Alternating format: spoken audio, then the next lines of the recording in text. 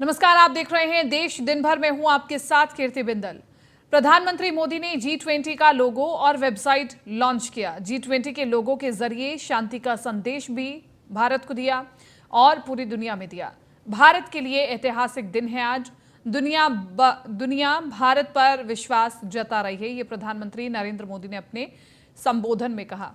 उन्होंने ये भी कहा कि तमाम जो राज्य हैं वो अपनी उपयोगिता को दिखाएं, अपने सहयोग को दिखाएं, विश्व पटल पर दिखाएं कि कितनी हमारी संस्कृति पुरानी है और कितनी खास है, कितनी महत्वपूर्ण हमारी संस्कृति है।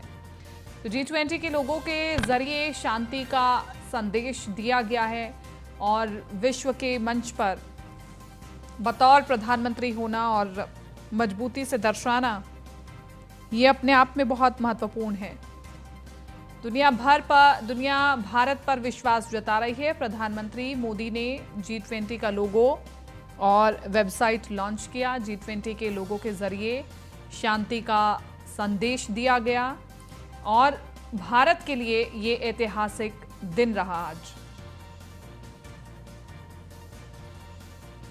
बहुत महत्वपूर्ण बातें प्रधानमंत्री नरेंद्र मोदी ने अपने संबोधन में कही। पीयूष तिवारी हमारे साथ ज्यादा जानकारी के साथ संवाददाता बने हुए हैं। पीयूष, आज प्रधानमंत्री नरेंद्र मोदी ने आज भारत के लिए बहुत महत्वपूर्ण बातें कही। वेबसाइट ऑफ इंडिया G20 का लोगो भी अनरिवील किया। क्या ये कार्यक्रम एक बार विस्तार से बताएं?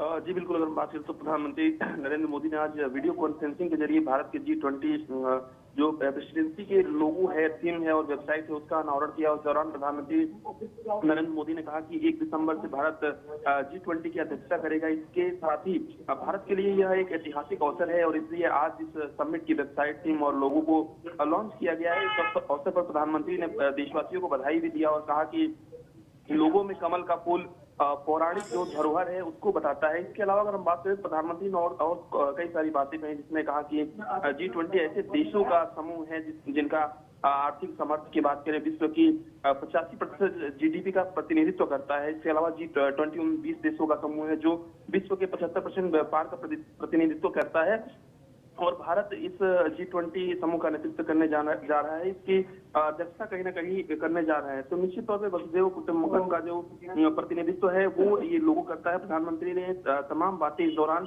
कही है और प्रधानमंत्री ने आज G20 लोगों का अनावरण किया। ठीक है, बहुत बहुत शुक्रिया तमाम इस जानकारी के लिए। प्रधानमंत्री नरेंद्र मोदी और गृह मंत्री अमित शाह के साथ भारतीय जनता पार्टी के स्टार प्रचारकों में शामिल उत्तर प्रदेश के मुख्यमंत्री योगी आदित्यनाथ आज हिमाचल प्रदेश में कांगड़ा पहुंचे, जहां कई चुनावी रैलियों में शामिल हुए। कांगड़ा की रैली में हुंकार भरते हुए सीएम योगी ने कहा, आतंकवाद की जड़ को उखाड़ फेंक दिया गया है। कोरोना काल में सरकार ने जीवन और जीविका बचाने का काम किया है। कोरोना काल में दूसरे देश पस्त हुए लेकिन भारत मजबूत रहा।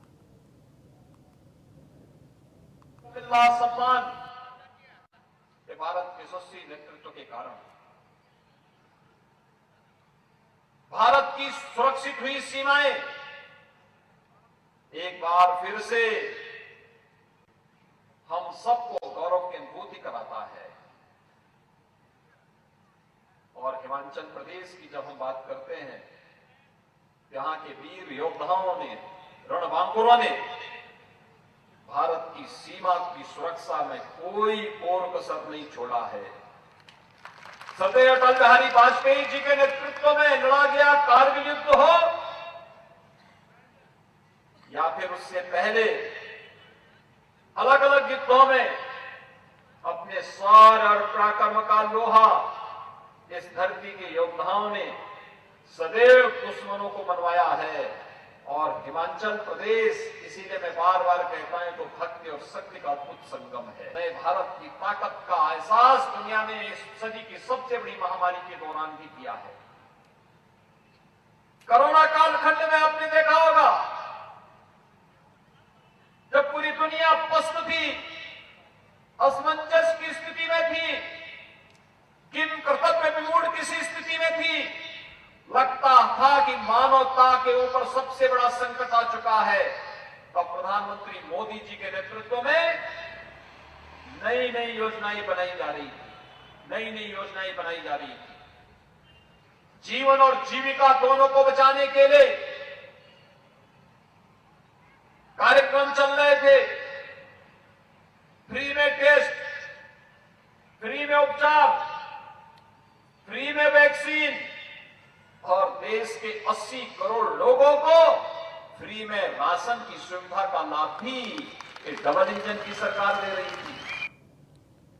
और इसी के साथ साथ आगे बढ़ रहे हैं। कैलिफोर्निया पब्लिक यूनिवर्सिटी ने हरियाणा विधानसभा के अध्यक्ष ज्ञानचंद गुप्ता को डॉक्टरेट की मानद उपाधि प्रदान की है। अब वे अपने नाम के आगे डॉक्टर लगा सकेंगे। नई दिल्ली में रविवार देर शाम रेनबो चैरिटीज यूनिवर्सल ट्रस्ट की ओर से आयोजित प्रतिभा सम्मान समारोह के दौरान ट्रस्ट के चेयरमैन डॉक्टर श्याम लाल आनंद और दूसरे पदाधिकारियों ने उन्हें ये उपाधि प्रदान की है। ज्ञानचंद गुप्ता ने राजनीतिक के साथ साथ समाज सेवा के क्षेत्र में भी महत्वपूर्ण योगदान दिया है और इसी योगदान को देखते हुए उन्हें डॉक्टरेट की उपाधि प्रदान की गई है।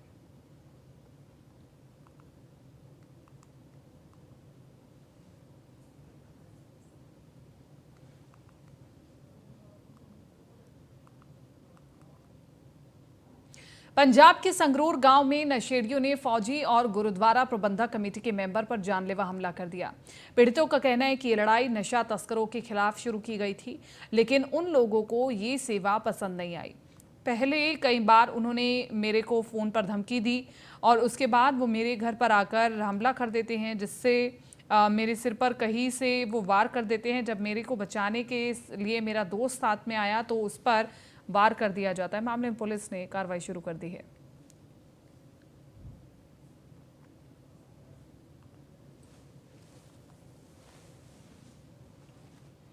पटियाला के सिद्धोवाला गांव में किसानों ने अपने खेतों में पराली जलाई। पराली जलाने को लेकर किसानों ने कहा ना मुआवजा और ना ही मशीनरी मिलती है। साथ ही उन्होंने ये भी कहा सरकार ने हमें मशीनरी और प्रति एकड़ देने की बात कही थी, लेकिन कुछ भी मुआवजा नहीं दिया गया, जिसके चलते हमें मजबूरी में आग लगानी पड़ रही है। अगर हम फसल को ऐसे ही छोड़ देते हैं तो उसमें कीड़े पड़ जाएंगे, जिसके कारण हमें पराली को आग लगानी पड़ती है। सरकार जितनी मर्जी पर्चे दर्ज करे या लाल लकीर में हमारी जमीन को लाए, हमें कोई फर्क नहीं पड़ता।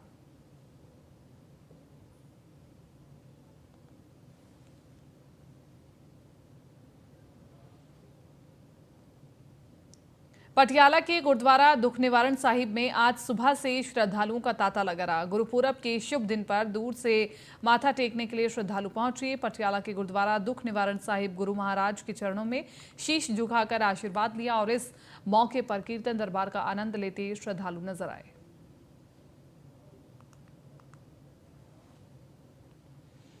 पंजाब के संगरूर में स्पेशल ड्यूटी कर रहे पुलिस कर्मियों को अब गर्मा गर्म खाना मिलेगा। इसी क्रम में संगरूर पुलिस ने ड्यूटी करते पुलिस कर्मियों को खाने के लिए फूड ऑन व्हील्स वैन की शुरुआत की है, जो ड्यूटी पर तैनात पुलिस कर्मियों को जगह जगह जाकर ताज़ा गर्म खाना देगी। आपको बता दें, लगातार चल रहे धरनों के चलते और बड़े नेताओं के आने से पुलिस की स्पेशल ड्यूटी लगती है और पुलिसकर्मी लगातार कई घंटे ड्यूटी पर तैनात रहते हैं, जिसके कारण दोपहर के खाने के लिए परेशानी आती है या कई बार ठंडा खाना खाना पड़ता है।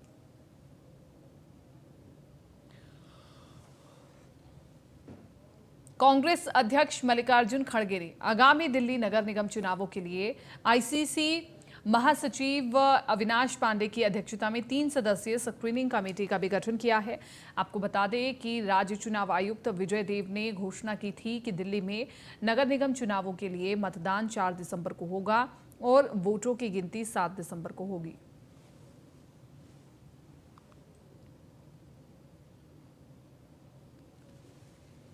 दिल्ली में बीजेपी के वरिष्ठ नेता लाल कृष्ण आडवाणी का आज जन्मदिन है। वे 95 साल के हो गए हैं। रक्षा मंत्री राजनाथ सिंह ने उनके आवास पहुंचकर उन्हें जन्मदिन की बधाई दी। तस्वीरें दिखा रहे हैं आपको।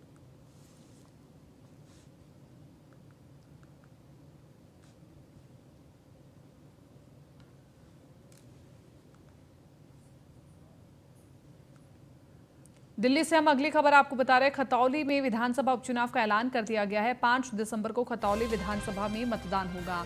बीजेपी विधायक विक्रम सैनी की सदस्यता रद्द हो गई थी। रामपुर और मैनपुरी के साथ वोटिंग होगी। तो बड़ी खबर हम आपको बता रहे हैं, 5 दिसंबर को खतौली विधानसभा में मतदान होगा। बीजेपी विधायक विक्रम सैनी की सदस्यता रद्द हुई थी और अब रामपुर के साथ खतौली विधानसभा सीट पर भी चुनाव होगा।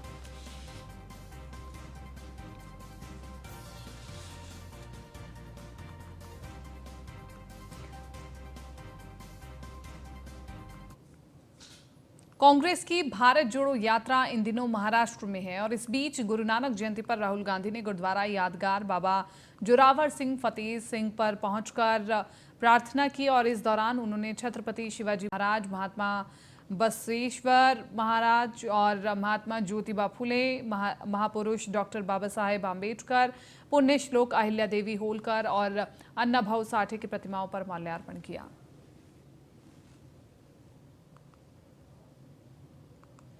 महाराष्ट्र के कृषि मंत्री अब्दुल सत्तार द्वारा राष्ट्रवादी कांग्रेस पार्टी की सांसद सुप्रिया सुले के खिलाफ कथित आपत्तिजनक टिप्पणी के बाद विवाद खड़ा हो गया। उनके बयान का वीडियो वायरल हो रहा है। रायगढ़ जिले में राकपा ने राज्य के कृषि मंत्री अब्दुल सत्तार की निंदा की। इस दौरान सत्तार के खिलाफ नारेबाजी की गई और उनके इस्तीफे की मांग की गई। सत्तार की प्रतीकात्मक प्रतिमा को जूते मारकर जलाने का प्रयास किया गया, लेकिन पुलिस ने मूर्ति को जब्त कर लिया। इसमें विधायक आदित्य तटकरे, विधायक अनिकेत तटकरे ने इस आंदोलन में भाग लिया।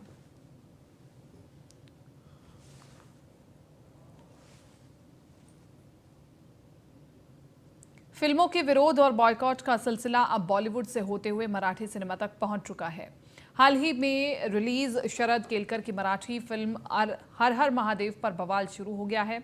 एनसीपी नेता जितेंद्र आह्वाड ने 25 अक्टूबर को रिलीज हुई इस फिल्म का मुंबई में न सिर्फ विरोध किया बल्कि हर सिनेमा घर पहुंचकर शो बंद करवाने की भी कोशिश की। और इतना ही नहीं, ठाणे के एक मल्टीप्लेक्स में उनके समर्थकों ने गुंडागर्दी की। फिल्म देखने पहुंचे एक शख्स की पिटाई की गई। एनसीपी नेता और उनके समर्थकों का आरोप है कि हर हर महादेव फिल्म में छत्रपति शिवाजी से जुड़े इतिहास को गलत तरीके से दिखाया गया है।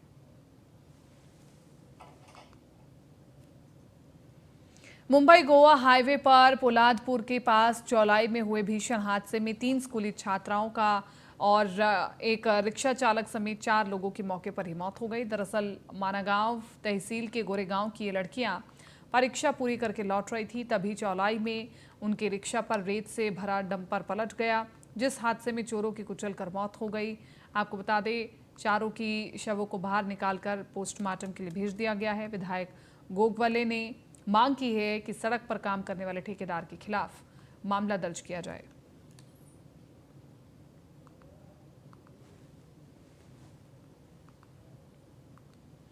महाराष्ट्र में नेताओं के विवादास्पद बयान देने का सिलसिला जारी है और अब इन लिस्ट में एक और नया नाम जुड़ गया है, केंद्रीय मंत्री कपिल पाटिल का, जिन्होंने भिवंडी में आयोजित एक कार्यक्रम के दौरान कहा कि अगर वक्त पर जागे नहीं तो तिरंगे में चांद दिखाई देगा और यदि वक्त पर जागे तब चांद पर तिरंगा लहराएगा।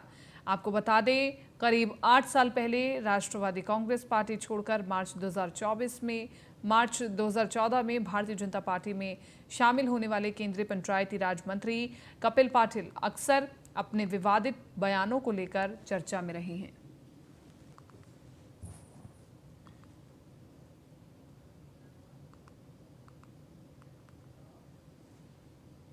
भागलपुर में बढ़ते अपराध की रोकथाम को लेकर सभी थानाध्यक्षों के साथ जिले के एसएसपी ने समीक्षा भवन में विशेष बैठक की। बैठक में एसएसपी ने सभी थानाध्यक्षों को जरूरी दिशा निर्देश दिए, साथ ही पेंडिंग पड़े तमाम मामलों का फौरन निपटारा का आदेश भी दिया।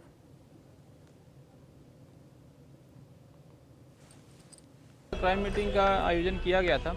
इसमें शहर के और जिला के सभी थानाध्यक्ष उपस्थित थे, सभी एसडीपीओ, सभी सर्कल इंस्पेक्टर उपस्थित थे और विस्तृत क्राइम की समीक्षा की गई है और जितने भी शाखाएं होती है पुलिस कार्यालय में उन सभी की विस्तृत समीक्षा की गई है और सभी को निर्देश दिया गया है कि जो भी पेंडेंसी है केस की और अनुसंधान से संबंधित उसको जल्द से जल्द पूरा करें। क्राइम मीटिंग योग गुरु बाबा रामदेव सासाराम के दौरे पर पहुंचे, जहां उन्होंने पायलट बाबा आश्रम में सोमनाथ मंदिर का उद्घाटन किया। इस दौरान देश भर के साधु संतों का यहां मौजूदगी रही। उद्घाटन के बाद आयोजित कार्यक्रम को संबोधित करते हुए बाबा रामदेव ने कहा कि देश विरोध कार्य पर कटाक्ष करते हुए पीएम मोदी और गृह मंत्री अमित शाह की सराहना की गई। साथ ही उन्होंने सनातन धर्म को लेकर अपने विचार रखे।